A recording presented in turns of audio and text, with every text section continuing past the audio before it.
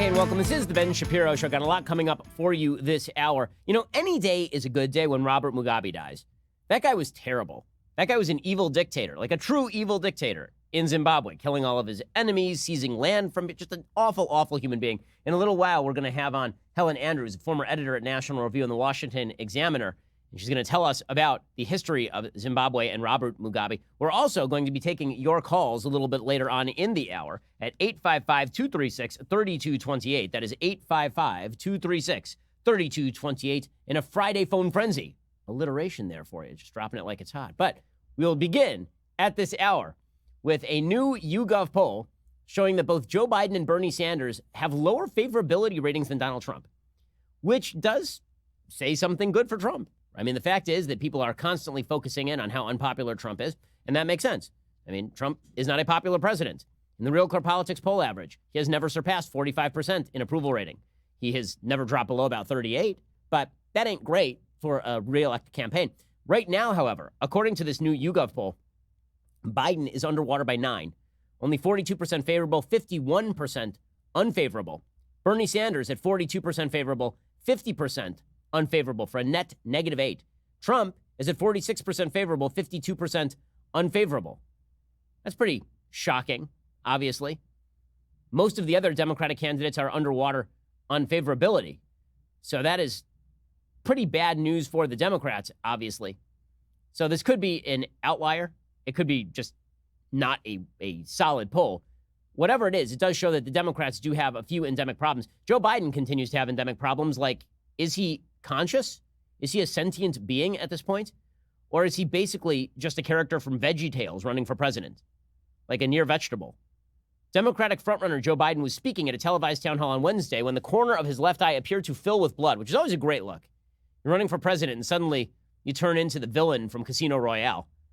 It started dripping down his cheek. It was bringing attention away from the issue of climate change at a time when his campaign is already battling back scrutiny about his age and health, according to the Washington Examiner.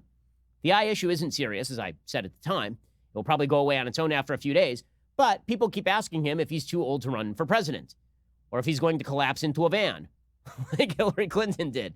And it ain't great when people are asking you this early on whether you are too old to run for president. Now, people aren't asking that of Bernie Sanders because everybody just assumes that the guy's loony.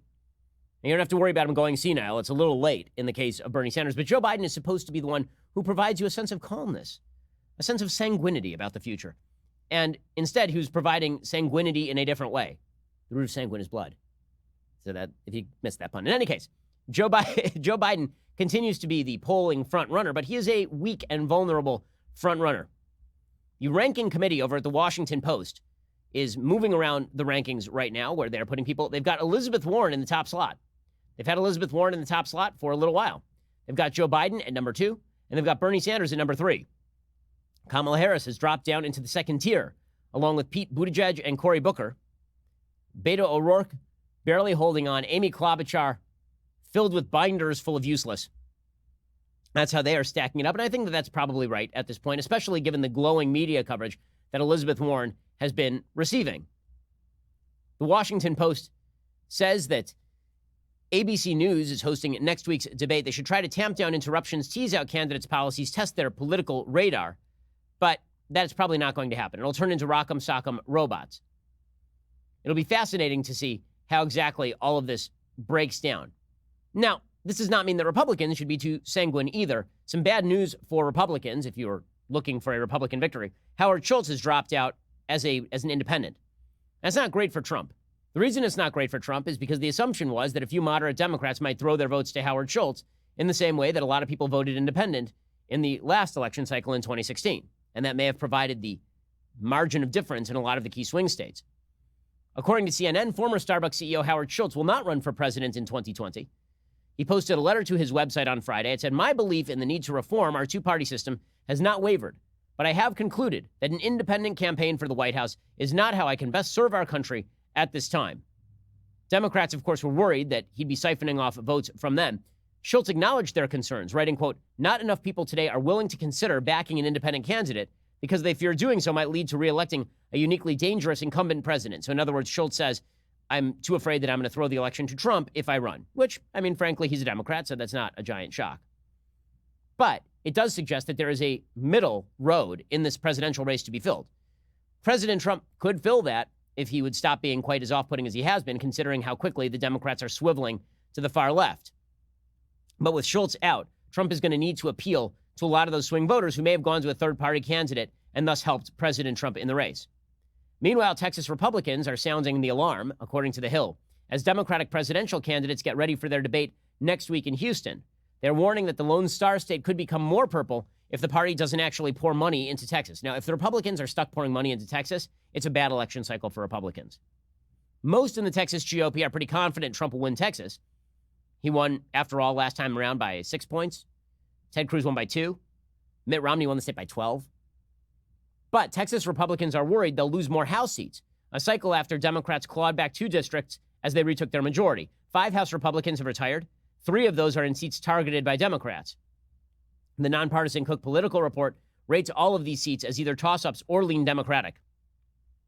James Dickey is chairman of the Texas Republican Party. He says, "We need all hands on deck and all Texans to pull together to make sure we don't let the Democrats put an end to the longest successful run in Texas history." George Shea is a Dallas businessman, a top GOP fundraiser. He says, "There's a lot of apathy and smugness and laziness here on the Republican side that's got to be reversed, or there will be a shock to the system at some point." According to The Hill, demographics are slowly but surely changing the state as an influx of voters from California and other left-leaning states move to Texas. Now, that's been the conventional wisdom, but I've seen studies that actually suggest that it's not expatriates from California changing Texas, it's actually young Texans. And the Republican Party hasn't been doing a solid enough job of drawing those young Texans into their category, and President Trump has not been helping along those lines, just on a pure numbers level. GOP support is eroding in all of the suburbs. That, of course, is the area where Trump is most likely to saw off support for Republicans. Those suburbs surrounding Houston and Dallas and Austin and San Antonio. That's worrisome to Republicans who are leery of President Trump's popularity with suburban voters. No Democrat has won statewide in Texas since 1994. Trump won Texas by only 9, in 2016. That is the worst showing for a Republican presidential candidate in about 20 years. And that's with Hillary Clinton on the ticket. So it really isn't about Trump losing the state. The question is whether Republican losses in the House make it impossible for Republicans to retake the House even if Trump wins. Brendan Steinhauser is an Austin-based GOP political strategist. He says, quote, "Doing the kind of outreach that we need to be doing is on everyone's mind, from elected officials to the local county chairman. It's time to follow through." But the party has a new problem, which is that a lot of white women who voted for Trump in 2016 are abandoning him ahead of the 2020 election cycle. So for all the talk about Trump as great and good leader who is going to lead the party to victory, maybe that happens, or maybe Trump has some pretty significant down ballot effect in a lot of the suburbs that Republicans need to win in a lot of these growing areas. Now, you can see the eagerness on the part of hardcore Democrats. Michelle Goldberg, who writes an awful column for the New York Times. In fact, there are very few columnists for the New York Times who do not write awful columns repeatedly. Michelle Goldberg has a piece called "Dare We Dream of the End of the GOP?" It's always a weird question. Like, I don't wish for the end of the Democratic Party. I wish for them to stop being crazy. I'm not a big fan of one-party governance. I think that we ought to have 2 viable political parties. My fear is that the Republicans have the right agenda, but lose to a party that has an insane agenda. But a lot of Democrats would like to see one-party rule, even though it has failed in places like California, even though it has failed in places like New York. Michelle Goldberg says that there's a new book by a Democratic pollster called RIP GOP, which is an astonishing title. Stanley Greenberg, this pollster, makes a thrilling prediction, says Michelle Goldberg, delivered with the certainty of prophecy. The year 2020 will produce a second blue wave on at least the scale of the first in 2018, and finally will crash and shatter the Republican Party that was consumed by the ill-begotten battle to stop the new America from governing. It sounds almost messianic, says Michelle Goldberg. The Republican Party, that foul agglomeration of bigotry and avarice that has turned American politics into a dystopian farce, not just defeated but destroyed. Yeah, those are the people I want to put in charge, and here you have the problem in its obvious extremity. Too many Democrats sound like Michelle Goldberg, right? The Republican Party isn't just wrong on policy. It's an agglomeration of bigotry and avarice and evil. It's dystopian. Okay, you may not like President Trump's tweets. I don't like a lot of President Trump's tweets. If you think that governance by President Trump is dystopian, you're a moron. Really, I don't know what to tell you. It is not dystopian governance. That's patently crazy. I have some proof of that in just 1 second. First, Let me tell you, there's nothing that is less fun than being hacked. If you've ever had your credit card information hacked, and very often this happens through public Wi-Fi or an airport or a Starbucks, and somebody grabs your credit card information, and then suddenly they're running up bills on your credit card. What exactly do you do about that? Well, you got to cancel all the credit. It's a giant pain in the butt. This is why I started using ExpressVPN. Okay, you need a VPN to prevent people from stealing your credit card information. And by the way, it's not just hackers. Big tech is looking for your data. The government very often is looking for your data. So why exactly would you give them your data? Instead, use a VPN. When I use ExpressVPN, search engines and media sites can't see my IP address at all. My identity is masked and anonymized. ExpressVPN has the added benefit of encrypting 100% of your data to keep you safe from people who don't want to have your data. You don't want to have your data. ExpressVPN software takes just a minute to set up on your computer or phone. One button, and you are now protected. So, protect your online activity today with the VPN that I trust to keep my data safe. Visit expressvpn.com/Ben to claim an exclusive offer for my fans. That's expressvpn.com/Ben for 3 months free with a 1-year package. Visit expressvpn.com/Ben to get started. Go check them out right now. Okay, so for all the people like Michelle Goldberg who are like, Republican governance is dystopian, it's terrible, it's avarice and bigotry and blah, blah, blah. Okay, there is a new labor report out today, a new jobs report. 130,000 jobs gained in the month of August. We now have the lowest black unemployment rate in history in the United States. That's not according to me. That's according to CNBC. They reported it today.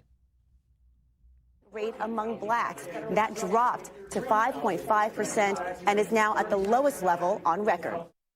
Okay, and it's not just CNBC reporting these good numbers. It's also CNN. CNN was forced to report the fact that the labor force participation rate increased, and so did wages, which is actually pretty good news for the economy. Does this sound like a dystopia? Like 3.7% unemployment, you can say basically what you want. The government is shrinking in terms of regulation, and we don't have any major foreign crises. Does that sound dystopian to you? Or are you just kind of pissed because you don't like Trump as a person? Which is what most of these Democrats feel like at this point. Here's CNN acknowledging that the economy is pretty solid. The job market's still marching forward, but at a slower pace. 130,000 net new jobs created, and 25,000 or so of those were census jobs, federal hiring. So without the census, you would have had a little bit of a weaker job market than even we're showing here. Take a look at the jobless rate, 3.7%. This remains near a historic generational low. About more than 500,000 people entered the labor market. So these months and months and months of decent job numbers are encouraging people to come back in. So that is an important sign of success in the labor market right now. Dystopian, frightening, dystopian, job creation, terrible, dystopian, terrible. Again, you may not like President Trump and his Sharpie gate. You may think that his tweets are foolish. That is not anywhere close to, we live in a dystopian American run by racists and bigots. Then Trump is really bad at racism and bigotry, since a lot of black people are employed under this administration more than any administration in American history. So there's that. Alrighty, coming up, we are going to be talking with Helen Andrews. She's former editor at National Review and the Washington Examiner. She has a good piece today at National Review about the history of Zimbabwe and the death of Robert Mugabe, which is something that every good-hearted person should be celebrating today. This is The Ben Shapiro Show.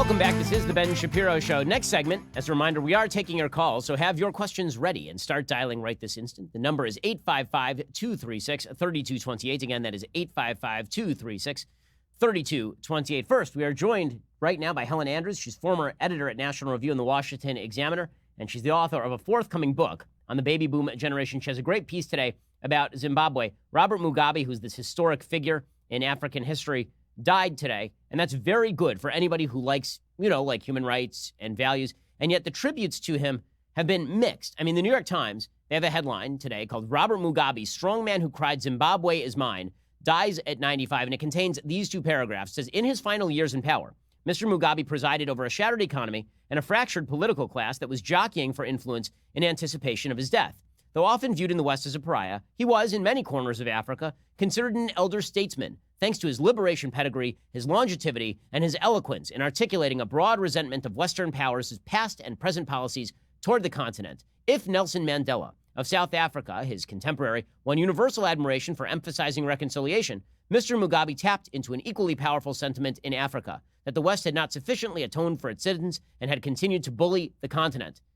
Seems like a pretty rosy picture of one of the worst dictators in modern history. Joining us on the line to discuss is Helen Andrews. Helen, thanks so much for your time. Thanks so much for having me. So, for folks who don't know anything about Zimbabwe's history or Robert Mugabe, can you give kind of a brief history of who Robert Mugabe was and why anybody should care? Sure. Well, in the 1960s, when the so-called winds of change were sweeping through Africa and liberation of the former European colonies was clearly in the offing, a lot of nationalist leaders arose in the country, now Zimbabwe, then called Rhodesia. And some of them were committed to working through existing institutions. They wanted to build up electoral power on the part of Africans. There were others who believed in armed struggle. And Mugabe was the worst of these. He had no commitment to the rule of law or to Western ideas of democracy. He was basically a communist-style radical. And so after a long, drawn-out war between the Rhodesian government and the African insurgents, Zimbabwe gained its independence in 1980, and Mugabe was, I'll say, elected in their first election, but I don't know if that's really the right word to use to describe an election that was marred by endemic voter intimidation. He came to power at by the gun, and then ruled as a strongman until 2017. So for 3 years. Helen, I'm sorry. The reception is actually quite bad. I think we're going to have to try and reconnect. So we'll do that in 1 second. The bottom line is that Robert Mugabe was one of the worst dictators in Africa, and he routinely cracked down on all sorts of human rights. Helen's piece over at National Review says, reflecting in the late 1970s on the prospect of a Mugabe election victory, the conservative historian Robert Blake commented placidly, the right to misgovern oneself is as valid as any other political right, and it is exercised more often than most. After 35 years of ethnic cleansing, political murder, intimidation by rape, economic suicide, and massive depopulation from famine, emigration, and AIDS, this fatalism has not worn well. Those who would join in moral condemnation of Mugabe now that he is gone should have come up with a better answer to how things could have gone so wrong than to shrug with Lord Blake that democracy wants what it wants. Even divine right monarchies have their tactful regencies and pragmatic sanctions. Modern Democrats should be able to display at least as much imaginative flexibility as people who believed their rulers were ordained by God, if not in time to do any good, then at least in retrospect. And she talks about what could have been done differently. Does Helen Andrews over at National Review. She says, if only Rhodesia had been governed better, its oppressed native population would not have presented such an easy foothold to Marxist guerrillas.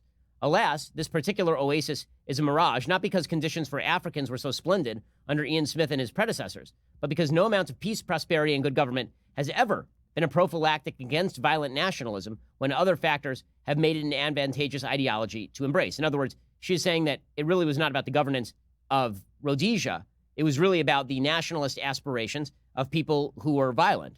And Mugabe was one of these. He says it was, for precisely this reason, a waste of breath for Rhodesians to defend the regime on the facts. Secondary school attendance among black Africans was higher in Rhodesia than anywhere else on that continent in 1960. Spending on African education tripled in the 7 years before Rhodesia's unilateral declaration of independence in 1965. A quarter of the students at the Integrated National University were black. The problem was that it was still governance by a minority. And she talks about then how Robert Mugabe proceeded to govern. And the answer is in the most brutal fashion humanly possible. She says many have fixated on Reverend Abel Muzorewa, the moderate nationalist who served as prime minister of Zimbabwe and Rhodesia in 1979, who is generally agreed was egregiously betrayed when Jimmy Carter refused to recognize his government or lift sanctions, even though his election was entirely democratic. But it's likely that it would have fallen to Mugabe sooner or later. Bottom line is that it's difficult to say what steps might have prevented Mugabe from coming to power. And once he was in power, he proceeded to centralize power. This, the attempt to blame the West for all of the problems in Rhodesia, and particularly in Zimbabwe after the end of the Rhodesian government, nationalism and fighting for the rights of the people to govern themselves do not necessarily end with those people being treated well by their government. Democracy, in other words, is not necessarily a cure-all. Now, that does not mean that it's not the worst, that there are no better, that it's the best available alternative. But if the alternatives were bad, Mugabe was the worst of all possible alternatives. And it didn't have to be that way because Mugabe could have been a Nelson Mandela figure. Instead, he was not. He says, she says, Helen Andrews, Zimbabwe's fate today is that of Britain after the withdrawal of the Romans. With the fall of that earlier empire, coinage disappeared, barter returned, wheeled pottery was not seen again for 300 years. Now that Mugabe is gone, we may be lucky and get a successor for Zimbabwean King Arthur. But it is sobering to reflect, especially with China hovering in the wings, that the ruler for whom Britain had to wait before history could begin again was William the Conqueror, which is a pretty dark vision of what's going to happen in Zimbabwe next. All right, coming up, we're going to be taking your calls. Our number is 855-236-3228. This is The Ben Shapiro Show.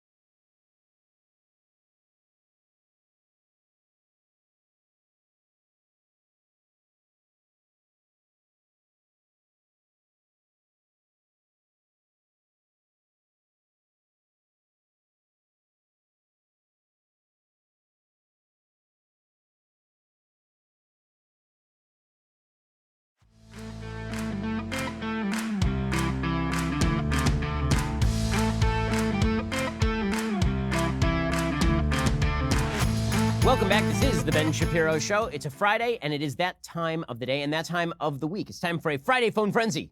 Alliteration for you there. 855-236-3228. That's 855-236-3228. Lisa in Queens, New York. You're on the Ben Shapiro Show. Go for it, Lisa.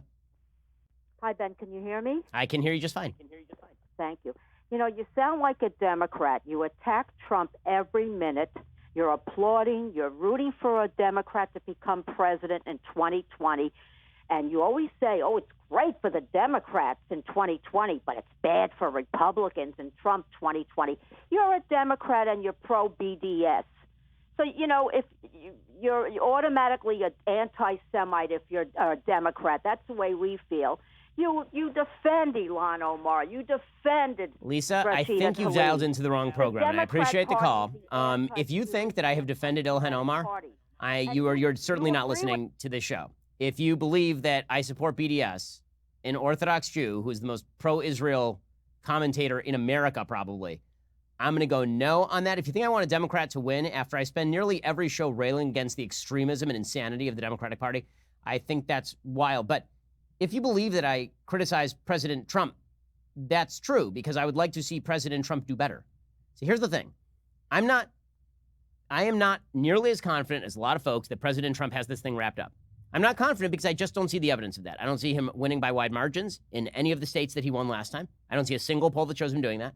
I don't see a single national poll that shows him wiping the floor with his opponents. So I'm uncomfortable. I would like to see him win. I don't want to see Elizabeth Warren, God forbid, as president. I don't want to see Joe Biden, old, slow Joe, as president. I don't want to see any of these Democrats as president. Are you crazy? What? What I would like to see is President Trump do better as president so that it makes it easier for people to vote for him. The art of politics is making it very difficult for people to vote for your opponent. Trump is good at that. He's good at ripping down his opponents, and also making it very easy for people to vote for you and the people in your party. And this is where President Trump has a bit of a problem, as evidenced by the 2018 election. I'm not going to pretend that everything that Trump says is an act of masterful genius when the evidence suggests otherwise in electoral terms. I'm also not going to suggest that everything he says is the end of the world, or that everything he says is dead serious and we have to pretend that it's a crisis or anything like that. But what you are owed when you listen to the show is an objective, conservative take on politics. And if you are so non-objective that you believe that I'm supporting Ilhan Omar and BDS, I literally do not know what show you're listening to. Somehow you got this channel switched with Air America. Don't know what to tell you. Craig in California, you're on the Ben Shapiro Show. Go for it, Craig. Wow. Hey, Ben. How are you doing, dude? Good, man.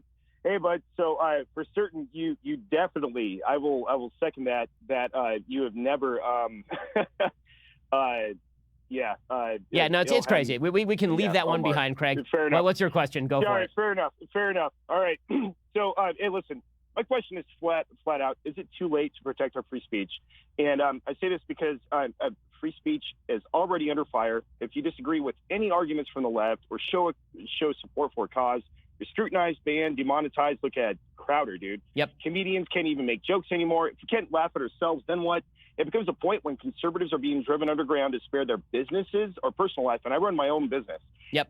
You went to the Capitol to speak about free speech, the free speech debacle going on with social media. Yep. Many conservative voices are out there telling supporters to speak out, but it seems we're losing the battle. Is it too late to protect our free speech? Now, Craig, I don't think it's too late to protect our free speech, but I do think that we are at an inflection point. And what that inflection point is right now is that it is, in fact, dangerous for people who don't have my job. Like, I have a nice job. I get to come in and say what I think every day. But a lot of people work in businesses where they don't get to say what they think every day for fear of the blowback. And we're at an inflection point right now where the left is dominant in trying to cancel people and ruin them. But what that's going to create...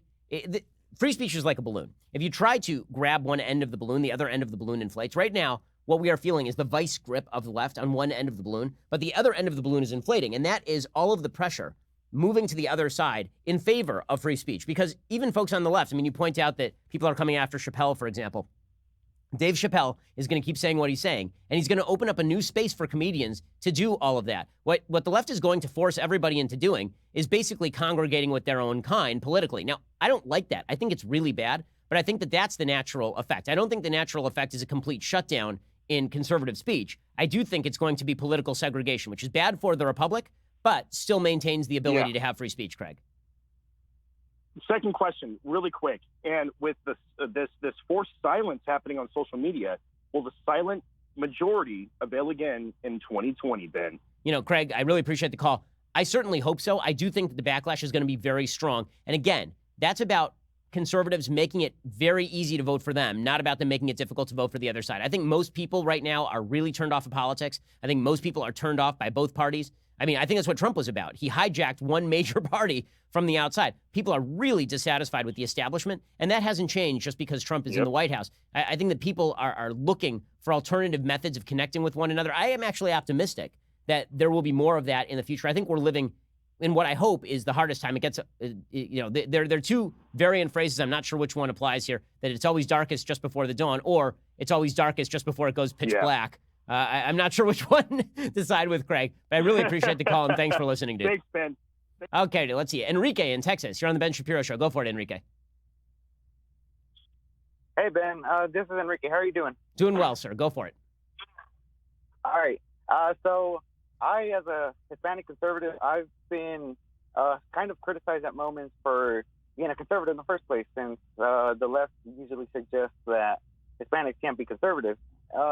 My question is, how exactly can I present this conservative message, particularly to groups such as Hispanics, since whenever I try to present it to people, I try to present Reagan and the idea that says that Hispanics are conservative, they just don't know it. And I ask this because recently with the Reagan-Nixon phone call coming out with him talking about using a derogatory slur for African people. Yes. I don't know how to exactly address things like that when it comes to yeah, I mean, Enrique, I think it's a great question. I think it's a great question. So for folks who missed it, there was a story in which somebody revealed an old tape from President Nixon's term. It was like 1973, and Governor Reagan, who was then governor of California, called up Nixon and used an ugly slur talking about African leaders. And it was a racist slur used on this phone call. And this has been used by a lot of folks on the left to suggest that Reagan was a thoroughgoing racist and therefore his policies are racist. And Enrique, I honestly think that the best way to approach these issues is with a simple recognition that human beings are human beings and are multifaceted. That some people may say ugly things behind closed doors, and some people may say dumb things, and some people may say bigoted things. But if you are going to jump to make a decision about policy on the basis of human beings are flawed and are sinful and do sinful things, well, then no one's ever going to make policy, because it turns out everybody says bad things behind closed doors. Everybody has made terrible jokes. Everybody has friends they regret having had and has said things they regret having said. And people change over time. A little forgiveness would be necessary. And if they don't believe you, then it's pretty easy to point to people on the left. And that's not a whataboutism game. That's saying it's bad when it happens on the right. It's bad when it happens on the left. But when we're talking about which policy moves the country forward, we need to, instead of looking at the people, which is a character attack, we need to look at the policy that moves the country forward. After all, we're not electing these people to be our friends or even really to be our moral guidance counselors. We're electing these people to implement policy. And I think, frankly, that's the best way to argue in favor of politicians, because let's be real, most politicians are schmucks. Yeah, for sure, agreed. Well, Enrique, I really appreciate the call, and thanks so much for listening. Andrew in Bakersville, North Carolina, you're on the Ben Shapiro Show. Go for it, Andrew. How you doing, Ben? Doing well. Go for it, sir. You had said in the past, if you were elected president, that you would do your best to shrink the executive branch. And I was just wondering, how exactly, with it being so big now, how would you go about doing that? Well, like Ted Cruz, I would disband the IRS. I would simplify the tax code so that you can simply fill it out on the back of a postcard. I would also get rid of a bevy of departments, including certainly the Department of Education. But also, I'd be looking at the Department of Homeland Security merging back with the Department of Defense. I'd be looking at downgrading a lot of the funding that goes to the Department of Health and Human Services. I think a lot of that should be done on the state level. President Trump has been cutting a lot of regulations. We also need to cut a lot of regulators and kick the problems back to Congress. If Congress doesn't like how the regulations are going, very simple solution. You could do your job and legislate. You are the legislature. Right. Well, Andrew, do really you think appreciate. There's any possibility of that actually happening? I mean, I do think there's possibility of that happening. I think President Trump has cut regulations. I think that people are scared of the blowback of eliminating entire departments of government, which is why Reagan promised to get rid of the Department of Education and then didn't. But frankly, I think that the blowback would be temporary and loud, and then people would get used to it. The fact is that the executive branch has become too powerful. It's hard to make the case that a president is a tyrant when he's trying to eliminate his own power. And that's the favorite case of the media, is that the president is a tyrant.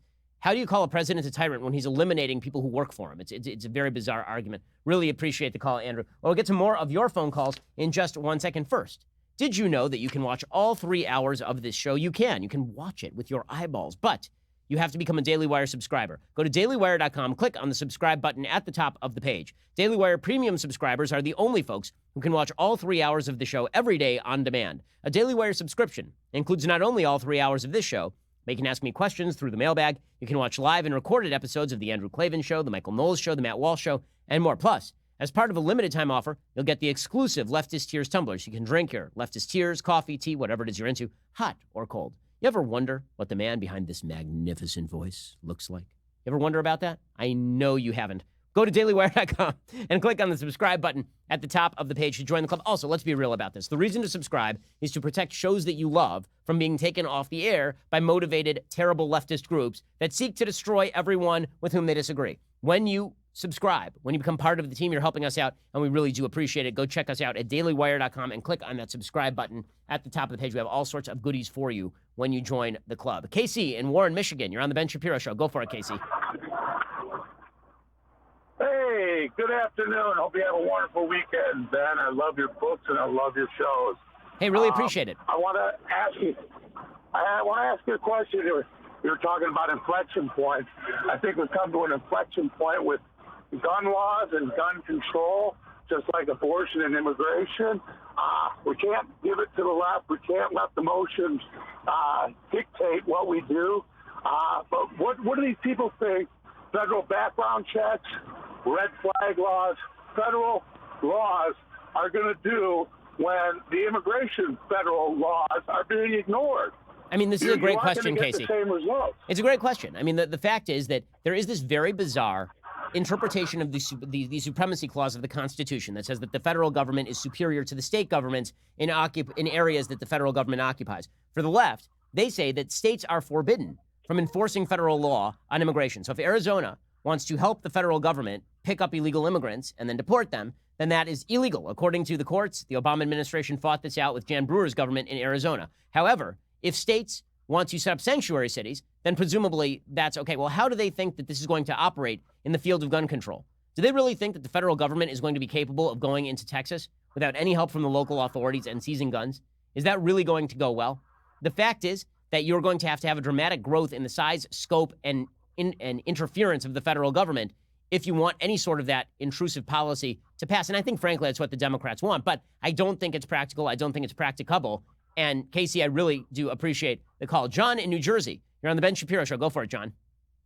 Can you hear me? I can. Go for it, sir. Okay. My question is, what advice would you give a 24-year-old who's interested in politics?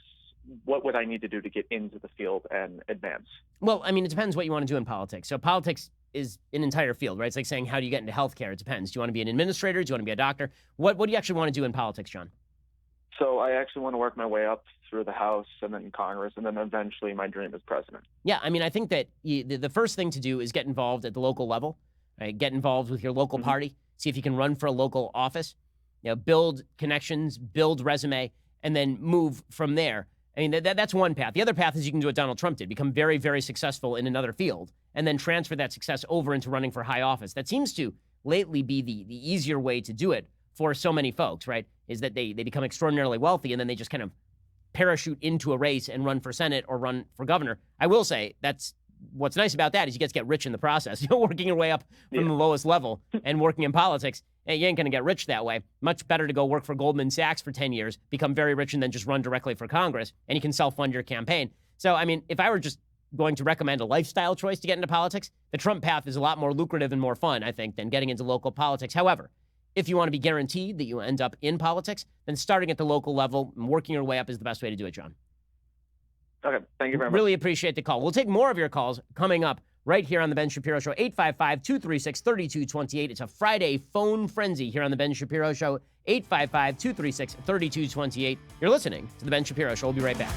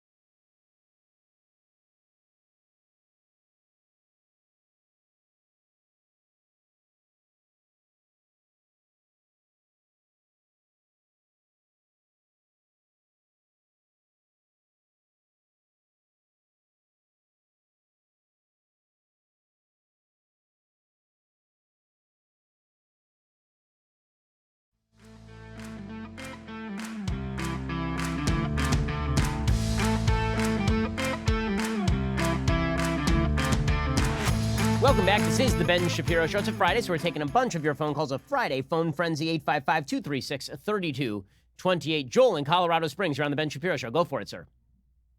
Oh, not yet. Almost. Sorry. Jason in Brooklyn, New York. Let's do Jason. You're on the Ben Shapiro Show. Go for it, Jason. Hello, Ben. I love your show. I appreciate it. Go for it, Thank you very much for taking my call. You bet. So I'm Jewish, just like you. I'm Orthodox. I go to a Jewish school. And they have this left-wing teacher for history. And occasionally we have discussions, sometimes after class, about politics. And last year, at the end of the year, he called me over after class, and he told me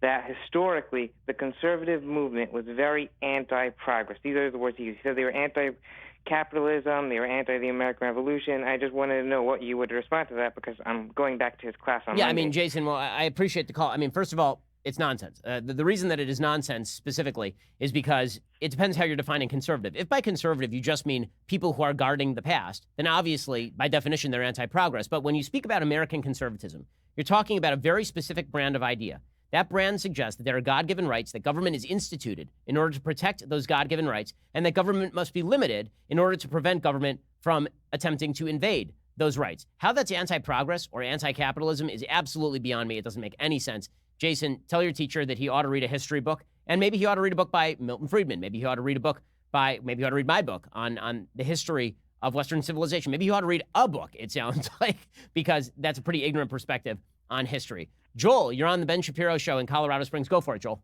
Hi, Mr. Shapiro. I was just calling to ask, how would you differentiate between populism and conservatism, and where do you think the American right is headed in the near future? Well, I think that the way to distinguish between populism and conservatism is that populism isn't actually a set of ideas. It's an approach. This is why Bernie Sanders can be a populist, and Donald Trump can be a populist, and Tucker Carlson can be a populist, and they can all disagree on approach. Populism is basically an appeal to the people. I mean, that's what the name means. And you can make that populist appeal in a variety of ways. Reagan made a populist appeal by saying that government is out to destroy the rights of the people and override your belief system. Any good politician, any successful politician will be to a certain extent populist. Populist has become for the media a catch-all term, meaning anti-establishment and anti-immigration. So they're now using it as a derogatory, but that's not really what populism is. Again, it's an approach. So there's conservative populism, there's non-conservative populism. I think that any philosophy that tries to sell itself is eventually, in a democratic system, going to have to make an appeal to the authority of the people. I think that where conservatism and populism come into conflict is where you are arguing for rights that matter more than the democratic vote, right? There are certain rights that are not subject to democratic vote. So the right to free speech is not subject to veto by a democratic majority. The right to self-defense is not subject to a veto by a democratic majority. And when those two come into conflict, that's when populism and conservatism come into conflict. The power of the people does not trump fundamental rights. When those aren't in conflict, then they can exist in perfect coincidence. Joel, I really appreciate the call. Brian in Iowa, you're on the Ben Shapiro Show. Go for it, Brian. Oh, hey, Ben. Nice to meet you on the phone. Good to meet you, too. So my question is, I live in Iowa. It's a different culture, different scenario. You know, we respect our gun laws. We're very pro-Constitution, First Amendment, Second Amendment, et cetera. How do these Bernie Sanders, Joe Bidens expect me to even vote for them? And granted, I'm Republican, but when they're trying to take away my guns, they're trying to give me universal health care, raise my taxes, et cetera. But, I mean, they live in a whole different world than I do, and they basically pretend we don't exist. Just wondering your thoughts on that. Yeah, Brian, I think this is right. I mean, I think this is why President Trump has been doing better in states like Iowa that share conservative values than he's been doing in states like Arizona, which are a little bit more left-leaning or purple-leaning in terms of their values. Democrats, I don't think, care about Iowa's rural voters. I think the reason that Democrats are right now pushing against the Electoral College is because they believe that if they appeal directly to urban elitists who believe not in patriotism or in church or in family, but believe in sort of a cosmopolitan viewpoint that favors free social arrangements outside the scope of social institutions, that favors big government as the great militator against conflict. You know, the Democrats are banking on that. So I think they are expecting that as populations move, they will win. Democrats, in other words, are banking on demographic change, and Republicans are banking on values, which is why Republicans had better be excellent expositors of their values, because if they are not, then the demographic changes will swamp them, Brian. All right, thank you. Well, I really appreciate the call. Doug in Toronto, you're on the Ben Shapiro Show. Go for it, Doug. Hi, Ben. Thanks for taking my call. I really appreciate it. You Loved bet. your book, by the way, Right Side of History. Recommend everybody get it. Hey, thank you so much. Do you think that mainstream media basically died when journalists or when lawyers became journalists? Because no longer it's what they should say, backing up their sources, make sure they have everything. It's what can they legally say. For example, if true, yada, yada, yada. I think that that's always been a risk. I mean, look, the risk of a free speech system, not like Britain's, where you have really strong sanctions on libel, where you actually have to prove that what you're saying is true in order to avoid a libel charge. But in the United States, where you have to prove malice, the fact that that system has always allowed for more muckraking. It's allowed people to skate along the edge of journalism and activism. I frankly think that that's a good thing. I think that when journalism began to die is in the 40s and 50s, when there was this broad consensus in America about how America should be. And there was this weird attempt to shoehorn that broad consensus into a belief that the media was inherently objective. Doug, I really appreciate the call. And thanks to everybody who called in on this Friday, final hour phone frenzy. We'll get to more of your calls maybe next hour, or perhaps we will just be talking about all of the issues of the day, including the woke Scold Democrats. President Trump may not be popular, but the woke Scold Democrats are so damned irritating. This is the Ben Shapiro Show.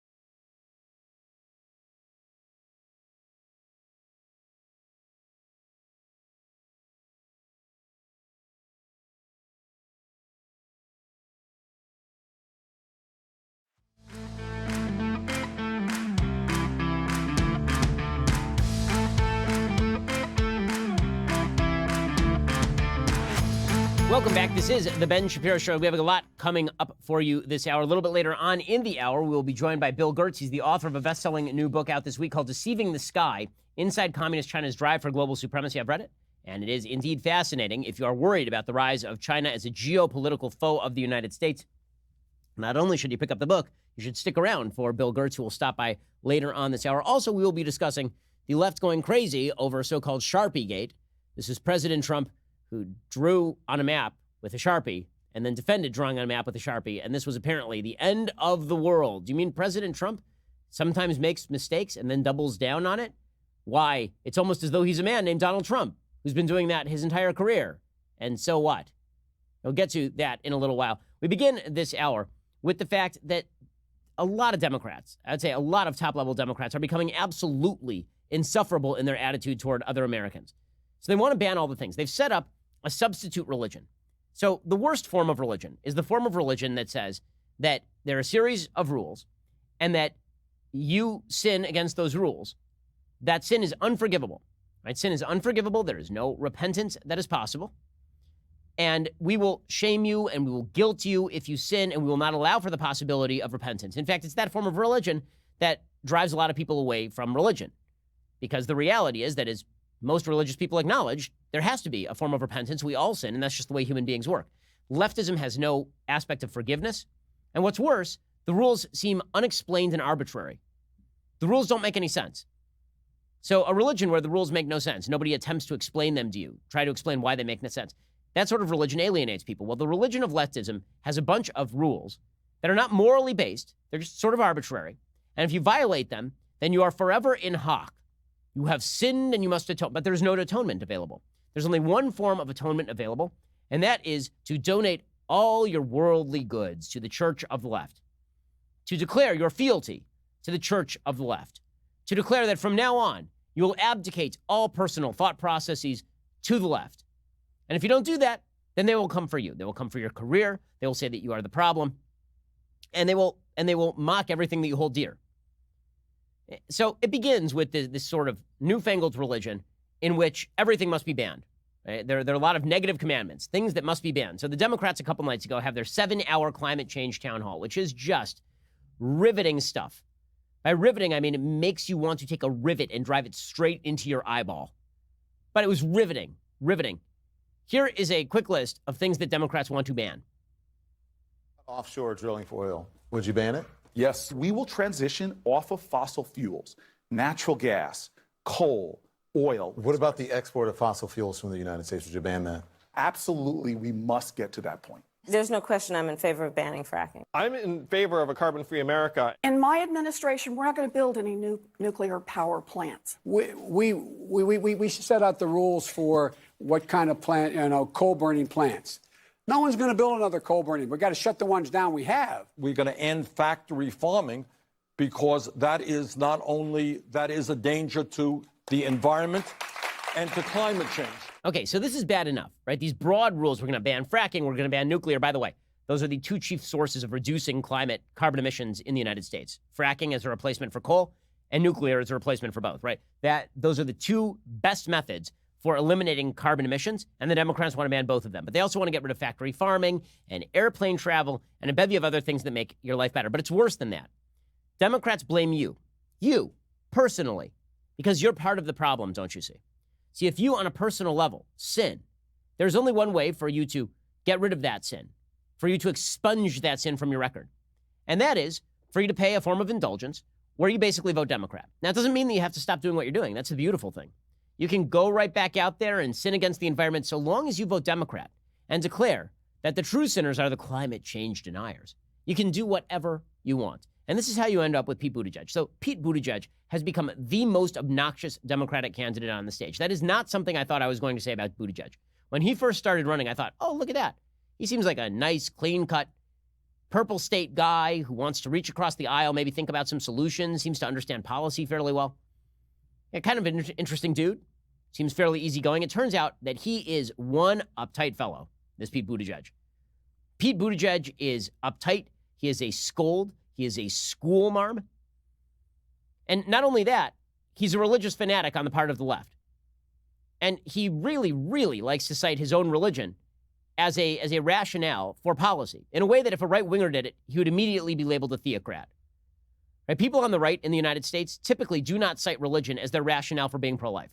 The left says they do, but we really don't. Pro-lifers don't generally invoke Psalms in order to talk about why abortion is wrong. And they generally don't invoke the Bible when they're talking about immigration policy or tax policy. They're generally not invoking Corinthians when the particular letters in the New Testament when they're talking about if you do not work, thus you shall not eat, right? That's not something the right typically does. But Pete Buttigieg does it all the time. Pete Buttigieg is here to be your pastor. He is here to be your moral guide. And he is here to designate that you will go directly to hell if you don't support him in this presidential race or support his agenda. You see, you're part of the problem. So here's Pete Buttigieg over the last 48 hours doing this routine. And again, it's amazing that nobody seems to ask him. You know, you claim that people on the right are theocrats, but you are far more theocratic than anybody on the right in your own policy prescriptions and how you talk. Here's Pete Buttigieg saying that if you eat hamburgers or use straws, you are part of the problem. See, right now we're in a mode where I think we're thinking about it mostly through the perspective of guilt.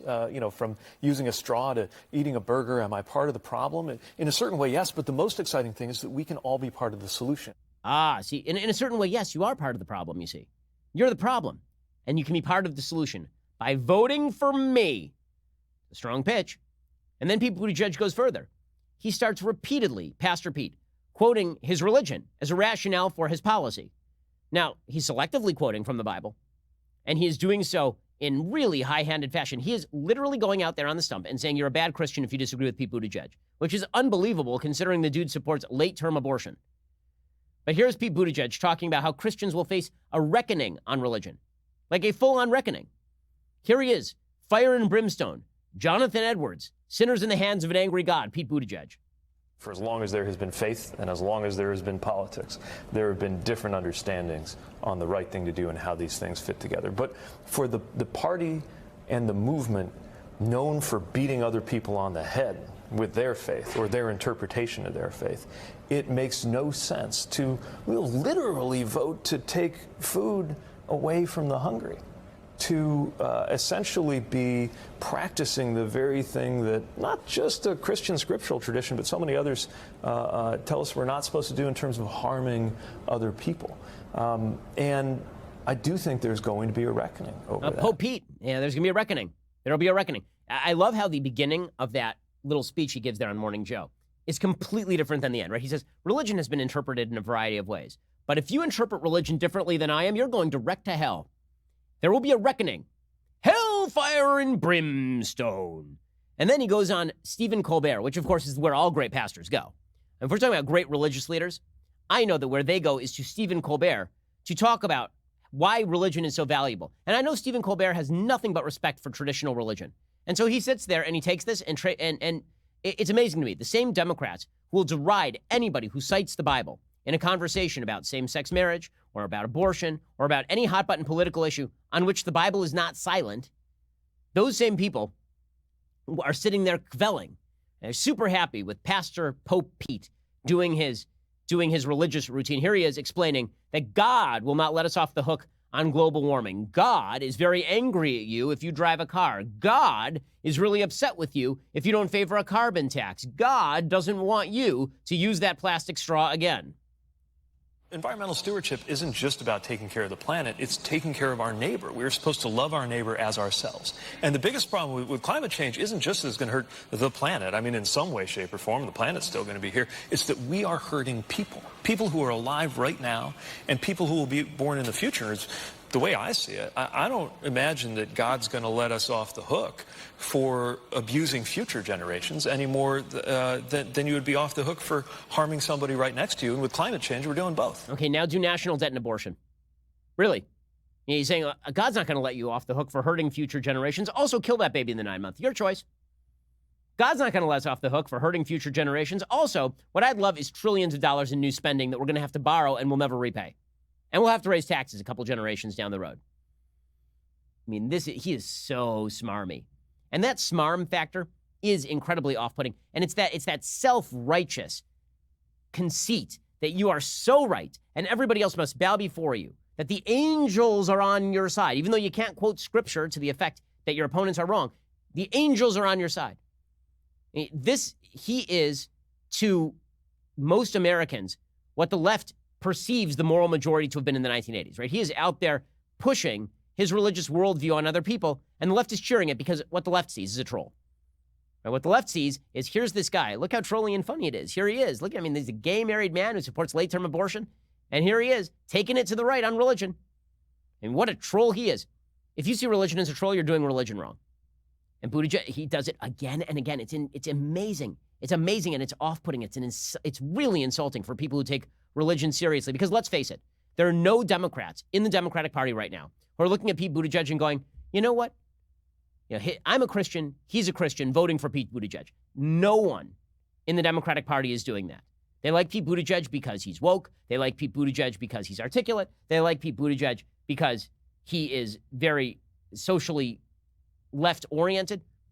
How many Christian Democrats do you really believe are sitting around going, that guy's channeling me on religion? Buttigieg is perpetuating an enormous troll against religious people who disagree with him and generally have better textual bases for their positions than he does. He is trolling them on a broad national scale to the glee of people like Stephen Colbert. Here he was doing it again. As we see some of these figures on the religious right embrace behavior and I think policies, but definitely behavior, that flies in the face not just of my values but of their own, then it reminds me of all of the parts of Scripture where there's a lot about hypocrisy. And I think we have an obligation to call that out and to speak about how, not just the Christian faith tradition that I belong to, but pretty much any religious or non-religious moral tradition I've ever heard of tells us that it's really important how we treat the least among us, the most vulnerable, the marginalized, that we are obliged to serve the poor and heal the sick and clothe the naked and welcome the stranger. Stranger, by the way, being another word for immigrant.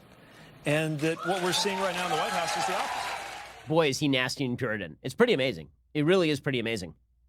And here's the problem. Because leftism has become a religion, because leftism has its own set of doctrines, it has its own catechism now, and because you cannot repent of your sins unless you embrace the positions of Pete Buttigieg, corporations have decided that they're going to basically institute all of those policies from above. See, they don't want to be ripped on by Pete Buttigieg, corporations. They're risk averse. So instead what they do is they take the complaints of the most woke and they turn them into an HR handbook. And then they use that HR handbook to clock anybody who violates the provisions, including people who are on the left. And this is why I think that this perspective from the left, the woke, scold, nasty, crammed down perspective from the left, it's an Ouroboros. It's a snake eating its own tail. Because they're going to come for the left the same as they'll come for the right if you violate the rules. There's a perfect example of this in the New York Times today. Walter Mosley is a novelist and screenwriter. He's the producer of a show called Snowfall on FX. And he recently quit a writer's room. Why? Well, because HR called him up and said, you used the N-word in the writer's room. There's only one problem. The dude who is writing, the writer at issue, is a black person. And not only is he a black person, he was telling a story about a racist police officer using the N-word. But he used the N-word in the context of a story. And HR called him. And he left his job over it. There's no way for this standard to be upheld. The left cannot formalize their constantly shifting lines. But that's the purpose of constantly shifting lines. And one of the beautiful things about tyranny from above, whether you're talking about cultural tyranny or actual governmental tyranny, is that you got to keep the lines moving. Because if the lines are ever stable, people might know which side of the line they fall on. They might get comfortable. They might recognize what they can say and what they can't. What the left is constantly doing is shifting the lines. Where something you said 5 minutes ago was fine, you shift the line to the other side, and now you're in violation. And by shifting the lines, what the left really does is they force you into the position where the only way that you can ever be left alone is to simply delegate all of your moral making power to them. All of your moral understanding must be delegated to them. You don't understand it. You're not nuanced or complex enough to understand their morality. And the only way for them to leave you alone is for you to delegate all of your reasoning to the people who are constantly shifting the line. That's the only way for you to repent. It's the only way for you not to be considered a full-scale sinner. This is a religion where the doctrines are constantly shifting and changing. Why? In the pursuit of centralization of power. In the pursuit of you giving up your individuality to somebody else who's going to make the rules for you with the promise of a little bit of safety from their scrutiny. Alrighty, coming up, the media are making a huge deal out of so-called Sharpiegate. We are now on, day 4 of Sharpiegate for no apparent reason, as President Trump drew on a map. I know, it's the world's biggest deal, but according to the media, it is. This is The Ben Shapiro Show.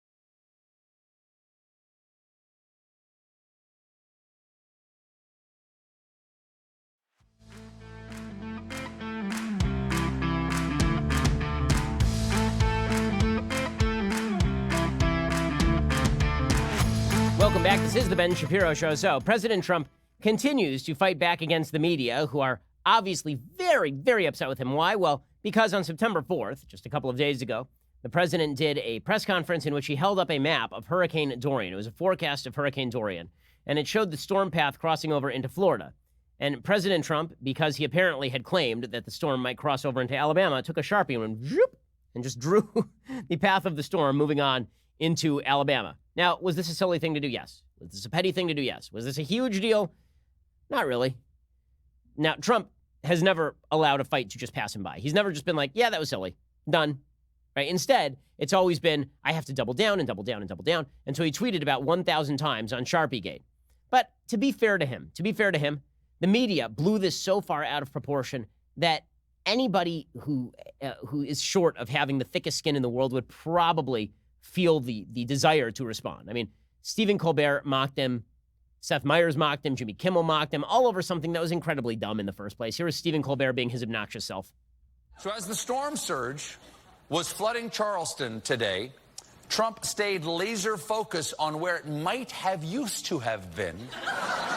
This afternoon, he tweeted out 4 maps from NOAA with the caption, just as I said, Alabama was originally projected to be hit.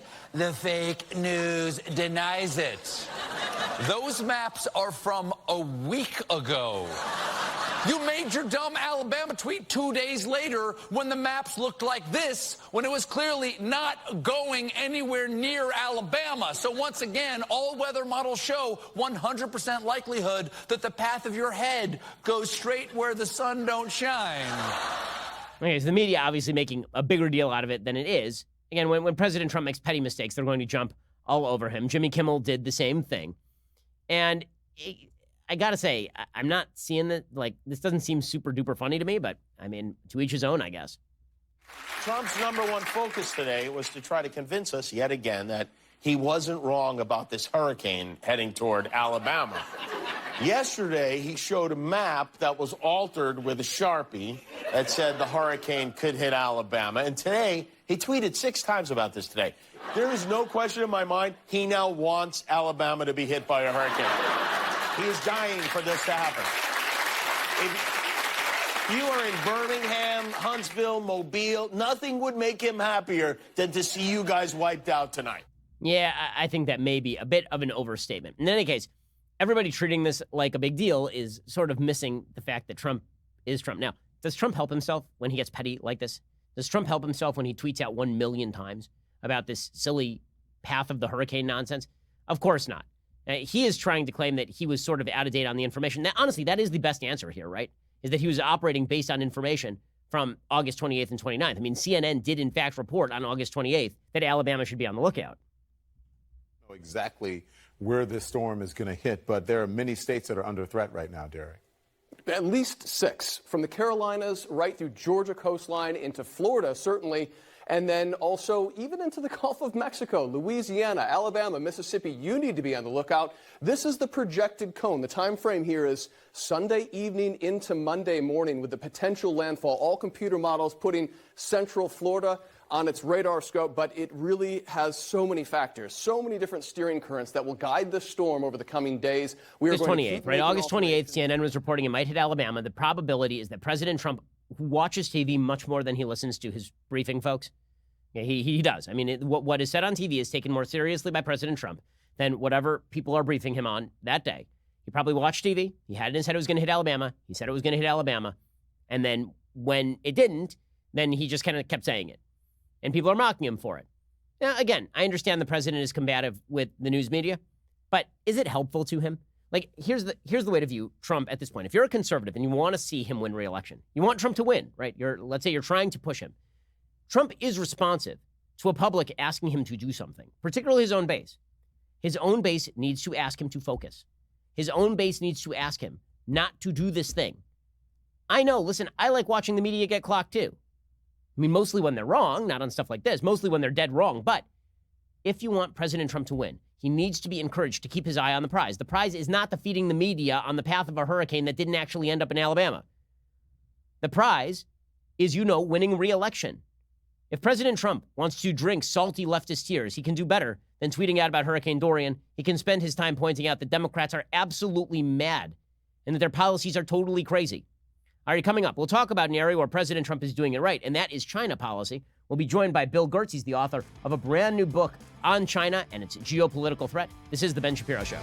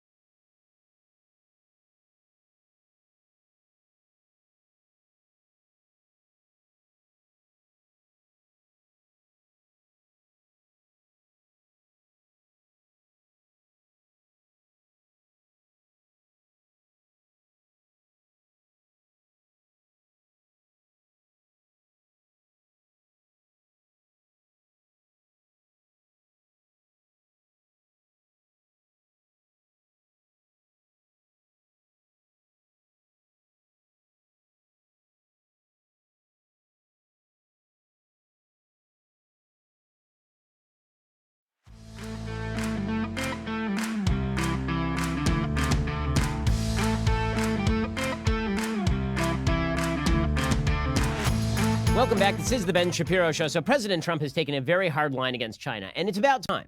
I mean, we're several decades past time, honestly. The Chinese government has been adversarial to the United States since the rise of Chairman Mao. That has not changed. That has actually accelerated in recent years. Joining us on the line to discuss is Bill Gertz. He's the author of Deceiving the Sky, Inside Communist China's Drive for Global Supremacy. Bill is also national security columnist for the Washington Times and senior editor of the Washington Free Beacon. Bill, thanks so much for joining the show. Hi, great to be on the program. So why don't we start with trying to draw out what exactly is the threat of China? In your book, you go through the various sort of aspects of the Chinese threat. Why don't we start with China's military threat to the United States? So I know that most Americans look at our military, we say, okay, we can defeat the Chinese military if we were to go to war with them, and that's undoubtedly true. But what kind of threat is the Chinese military to not the United States in necessarily direct war, but to regional interests and America's global interests? It's a huge threat, and it's been developing over the past 40 years of this U.S. policy of engagement with China, which was kind of a gamble that if we just traded with China, that they would turn into a benign non-communist power. And behind the scenes, China has been building up its military forces, but they're doing it in a way that's not directly preparing to confront the United States. So they're building space weapons, missiles that can kill satellites, lasers that can fry the electronics on orbiting satellites, cyber attacks, ultra-high-speed missiles called hypersonic missiles that maneuver and can defeat our missile defenses. These are the key threats that are posed by China, and they've been doing this, again, for in a steady buildup over 40 years. And right now, it's very dangerous because the Chinese military has no combat experience. And they've got all these bells and whistles and new toys and new weapons, and they're itching. A lot of their generals are itching to try them out, and perhaps in some confrontation with the U.S. over the South China Sea, or perhaps in the East China Sea near the Senkakus, which is claimed by Japan. So, Bill, with all of this said, with China building up its military, what is their end goal? Because they can't hope to defeat the United States, obviously, in any sort of direct conventional war. Is this mainly them attempting to deter the United States from attempting to protect our assets in the Far East? No, it's part of a plan for global domination. For many, many years, China was following what was called by Deng Xiaoping, one of the communist reformers, a policy of bide our time, build our capabilities. That all changed around 2013 under Chinese Supreme Leader Xi Jinping, who basically said we're not biding our time anymore. We've built up.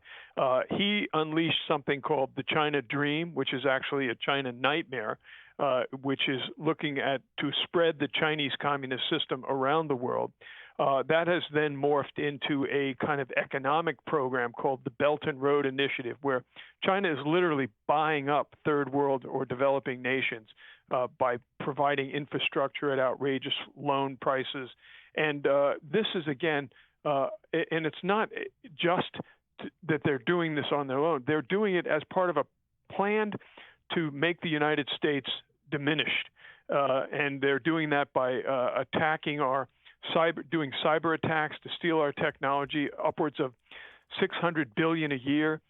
They're shipping fentanyl into the United States to exacerbate the opioid crisis in kind of a revenge for the opium wars in the last century. And so this is what they're really focusing on. They're going to defeat the United States, and once they do that, they'll have unfettered access to the global commons. We're speaking with Bill Gertz. He's national security columnist for the Washington Times and senior editor of the Washington Free Beacon. His new book is called Deceiving the Sky, Inside Communist China's Drive for Global Supremacy. So, Bill, for those who might say that this is all alarmist, that China's economy is not capable of supporting all of this, there was a report from Reuters a little bit earlier this year in July talking about how China's debt to GDP ratio is now over 300%, which is extraordinarily high, and that this is unsustainable over the long run. What would you say to critics who might suggest that China is more of a paper tiger than an actual tiger? Well, they have the money right now, and they've been, again, we've integrated our economy, the U.S. economy, with China's.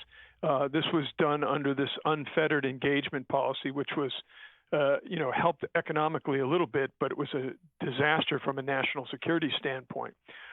They have huge reserves of money. Right now, I think the Trump administration is targeting China in the trade war, and what we're going to see is whether China can continue this miracle of economic growth that they've sustained over many years without stealing our technology, without forcing technology transfer from American companies doing business there. And I think that's really the challenge, whether China can sustain this communist model. It didn't work for the Soviet Union. Once the United States decided to cut off technology from the Soviet Union, it was rather precipitous in their decline and finally the collapse in 1991. I think we're starting to see the beginnings of that with the China trade policies under the Trump administration. So, Bill, we've heard a lot about China stealing American technology, and it's been more just that phrase than anything else. Can you give us some details on exactly how China steals American technology, how much technology they're stealing, and how damaging that is? Yeah, it's massive.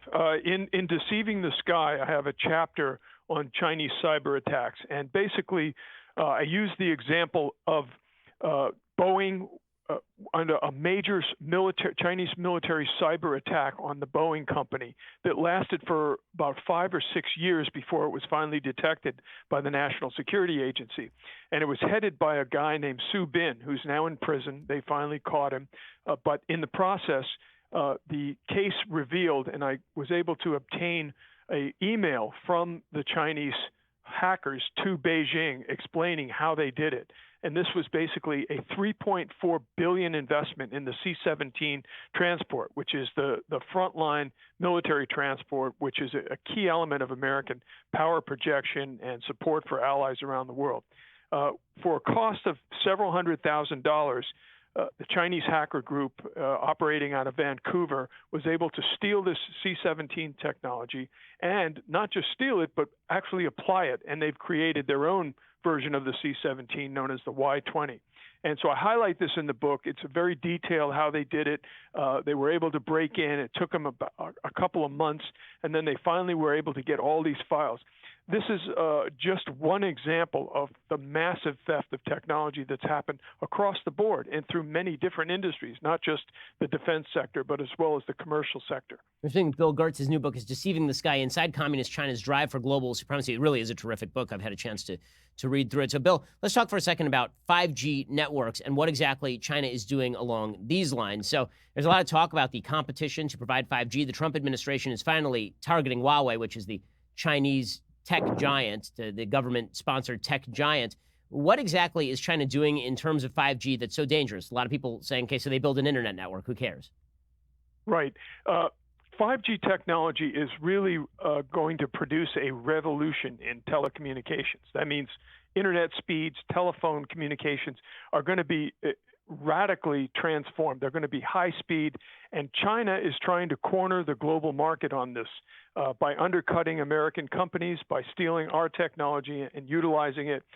They're also planning to use 5G technology for something called the Internet of Things. That's the vague network of internet-connected devices, whether it's TVs or video cameras. And they're going to be able to control what people are able to do on the internet. It's ultimately a plan to control the internet, and it's extremely alarming. They're trying to deal with it from the U.S. perspective by banning companies like Huawei Technologies and ZTE, but it's going to be an uphill battle. But it is one of the most critical battles, technology battles, that this country is going to face for many years to come. And if the Chinese succeed in cornering the market, this is going to be a really bad world to live in, information-wise. Now, Bill, one of the things that we've been following, obviously, on this show is the Trump administration's policy here. I've been critical, not of the policy, but of the articulation of the policy by the Trump administration. It seems to me that they should be making all the points that you're making, that this is a geopolitical Cold War with the Chinese government, and asking the American people to be ready to make sacrifices on that behalf. One of the things I'm very concerned about from the Trump administration is the failure to do that, leading to an expectation by markets and by the American people that this trade impasse will come to a quiet close, that things will move on as normal. It appears that President Trump, in my view, may have boxed himself in advance of the 2020 election simply because if the economy dips at all, he has a big problem on his hands. And China has the capacity to really hurt the American economy going into the 2020 election. So what kind of harsh action can President Trump take so long as he's not making a public-facing case for why we ought to be taking economic sacrifice in order to fight the Chinese? Well, first of all, the Trump administration has recognized that economic security is intimately tied to overall national security. That's been one of the major changes instituted by the Trump administration. Unfortunately, there's still a big debate within the administration. You have elements in the White House, Treasury, Commerce that want to go back to the old policies of unfettered engagement with China. And then you have the national security side. You have Peter Navarro at the White House, the industrial person. You have Lighthizer, the trade representative, who are saying no nation can survive when upwards between $250 billion annually and $600 billion annually of our technology is being stolen by the Chinese. So there's still a debate underway. At the Pentagon, they've also recognized that China is the main, what they call, strategic competitor, along with Russia. That's a good first step, but it's really a new Cold War, but there's only one side fighting in the Cold War, and that's the Chinese. I point out in Deceiving the Sky that China, despite decades of U.S. conciliatory policies and being nice to Beijing, they still regard the United States as engaged in a massive conspiracy to, quote, contain China. And it's a totally false narrative, but it's been very effective in the information sphere. Bill Gertz is the author of the book Deceiving the Sky, Inside Communist China's Drive for Global Supremacy. Bill, really appreciate your time and your clarification. Everybody should go get a copy of your book. Have a good weekend, sir. Thank you, Ben. Well, as we continue, we're going to talk about some pretty nasty developments over in Venezuela, where it appears that the opposition leader, Juan Guaido, is now in danger of being charged with high treason by the Venezuelan government that was never exactly ousted. We'll get to that in just 1 second. First, your life is about to get better. You can now watch all 3 hours of this show, The Ben Shapiro Show, commercial-free on demand. How can you make this happen? Well, you just pop on over to dailywire.com. You click on the subscribe button at the top of the page. Daily Wire premium subscribers are the only folks who can watch all 3 hours every day. No commercials. That is correct. 0 commercials. A Daily Wire subscription includes not only all 3 hours of this show commercial-free, you can also ask me questions through the mailbag. You can watch live and recorded episodes of The Andrew Klavan Show, The Michael Knowles Show, The Matt Walsh Show, and much more. Plus, as part of a limited time offer, you'll get the exclusive Leftist Tears tumblers. You can drink your Leftist Tears coffee, tea, whatever it is that you are into, hot or cold. You can look great doing it. Also, you're joining the conservative movement. I mean, when you subscribe to Daily Wire, you are helping to protect us from the nastiness of the left that seeks to deplatform everyone they don't like. You are adding to the marketplace of ideas. Go to dailywire.com, click on the subscribe button at the top of the page right now. That's the only way to get all 3 hours of this show on demand, commercial free. That's dailywire.com. Click that subscribe button at the top of the page and make the magic happen for yourself. Okay, so in Venezuela, according to the AFP, Venezuelan prosecutors said that they are now going to charge the opposition leader, Juan Guaido, who's the head of the National Assembly, with high treason for planning to renounce the country's claim to a disputed border area controlled by Guyana. Guaido, who is recognized as interim president by more than 50 countries, is now being investigated for negotiating to renounce the historical claim our country has on the territory of Essequibo, according to Attorney General Tariq William Saab. State prosecutors have successfully petitioned the country's all-powerful Constituent Assembly to lift Guaido's parliamentary immunity in April. So basically, they are coming up with some sort of pretext to prosecute the chief opposition to Nicolas Maduro for treason. He already faces several other charges, including one of usurping the functions of the president. Guaido has remained free, but his main international sponsor, the United States, has warned Venezuelan authorities against any attempt to arrest him. So things could be coming to a head in Venezuela again pretty darn quickly. The case is based on audio recordings purported to involve a U.S. administration official urging an advisor to Guaido to deliver the Essequibo to ExxonMobil and other multinationals, according to the Maduro government. Of course, the Venezuelan government has impoverished itself and its people by privatizing the oil industry, making it wildly uncompetitive on the world market and destroying, thus, their chief export. Okay, coming up, we are going to get into a little bit of NFL controversy. Drew Brees in the crosshairs of the woke scolds, but Antonio Brown somehow escaping the consequences of saying something overtly racist to his own GM. This is The Ben Shapiro Show.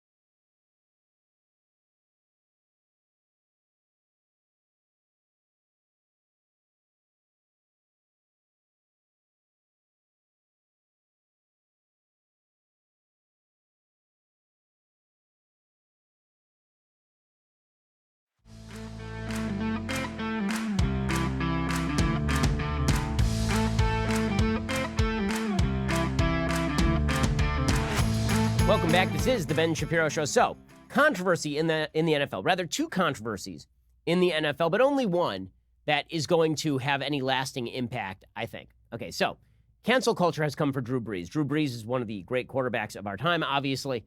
He's certainly one of the top 3 quarterbacks of the last 15 years. And he made a big boo-boo. What was his big boo-boo? Well, he joined with Focus on the Family, which is a conservative, pro-traditional marriage group. He joined with them to promote a video in which he encouraged people to bring a Bible to school. I know, very bad. How bring a Bible to school? How dare? So the headline from all of the media was, Saints QB Drew Brees appears in video produced by anti-LGBTQ group. And we've seen this routine before. They tried to do this to Chris Pratt. He goes to a church. The church has views about traditional marriage. Therefore, Chris Pratt is anti-LGBTQ. And now they're trying to do this about Drew Brees. Well, cancel culture. Here's the thing about cancel culture. My mentor, Andrew Breitbart, one of my mentors, he always used to say that you sort of have to walk toward the fire. You can't just assume that you're going to be able to run away from it because it'll eat you alive. You have to walk toward it. And when you realize that the slings and arrows and that the fire aren't going to damage you, you're basically invulnerable. This is true of cancel culture. If you just refuse to be canceled, you aren't canceled. And so here is Drew Brees saying, listen, you guys got this all wrong. You can stuff it. Totally right. Good for Drew Brees.